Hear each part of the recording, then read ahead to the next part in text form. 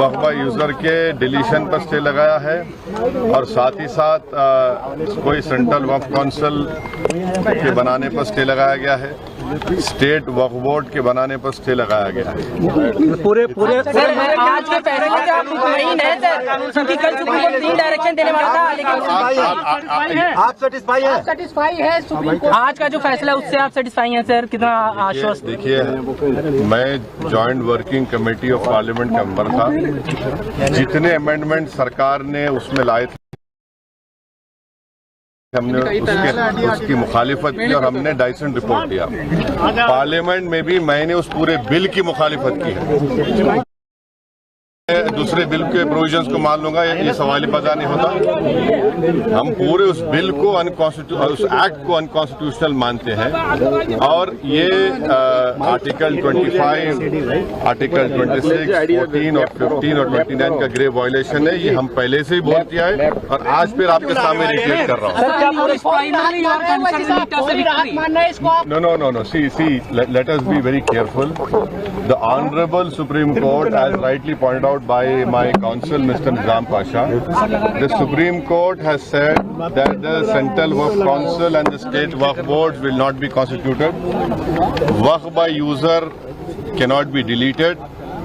Now, there are other provisions also which we as a party have come to the Honorable Supreme Court that calling it unconstitutional.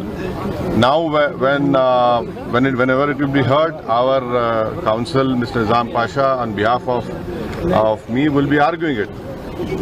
As you know very well, that during the deliberations of the Joint Working Committee, I have given a dissent report opposing all the amendments that were proposed by the government. And during the debate in the Parliament on the consideration or passing of that bill, I have opposed each and every amendment. I have called it unconstitutional. I still call this law as unconstitutional, as violating the fundamental rights of Article 14, 15, 25, 26 and 29.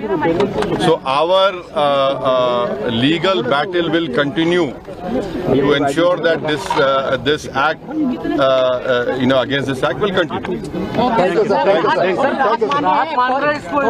देखिए, सवाल देखिए, आपको पूरे उस कानून को समझने की जरूरत है।